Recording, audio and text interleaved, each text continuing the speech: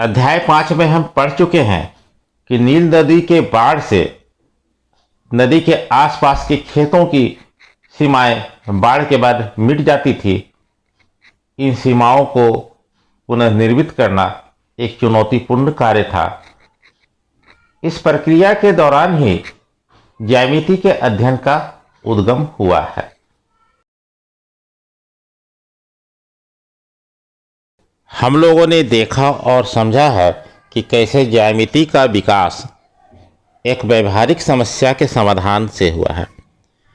इस प्रकार की और भी व्यवहारिक समस्याएं होती है, जैसे एक पिता अपने पुत्रों एवं पुत्रियों के बीच अपनी ज़मीन का बंटवारा चाहता है। वह चाहता है कि प्रत्येक को बराबर बराबर मिले। कई बार ऐसी समस्या भी आ जाती है कि कोई खेत त्रिभुजाकार है। उस खेत का मालिक चाहता है कि उसे उस खेत के बदले उतना ही खेत वर्गाकार या आयताकार मिल सके। क्या यह संभव है? इन सब बातों के बारे में इस अध्याय में हम लोग जानेंगे। यहाँ पर हमें एक ही आधार और एक ही समांतर रेखाओं के बीच की आकृतियों की अवधारणा को समझना है। कहने का सीधा मतलब है कि अगर दो आकृति दी गई है तो क्या हम उन्हें देखकर बता सकते हैं कि दोनों का आधार समान है तथा ये दोनों आकृतियां समान समांतर रेखाओं के युग्म के बीच स्थित हैं।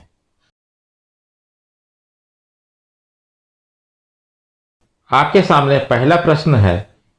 इस प्रश्न में उस आकृति को पहचानना है जिनका एक ही आधार है और एक ही समांतर रेखाओं के बीच स्थित हैं। अगर कि ऐसी स्थिति है तो वह समान आधार का नाम लिखना है और जिन समांतर रेखाओं के बीच स्थित है उनका नाम हमें लिखना है। इन प्रश्नों को एक एक करके हल करते हैं। इस प्रश्न की पहली आकृति है।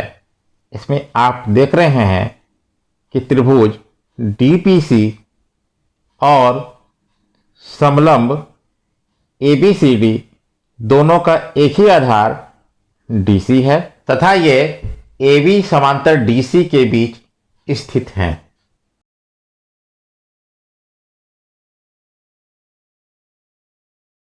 यहां पर आप देख रहे हैं कि समांतर चतुर्भुज PQRS तथा समलंब MNRS एक ही आधार SR पर स्थित हैं, परंतु ये दोनों आकृतियां एक ही समांतर रेखाओं के बीच स्थित नहीं हैं। इस प्रश्नावली के बाकी प्रश्न भी बिल्कुल आसान हैं। इन्हें आप स्वयं काफ़ी आसानी से बना सकते हैं। मिलते हैं अगले भाग में। आप सभी का बहुत बहुत धन्यवाद।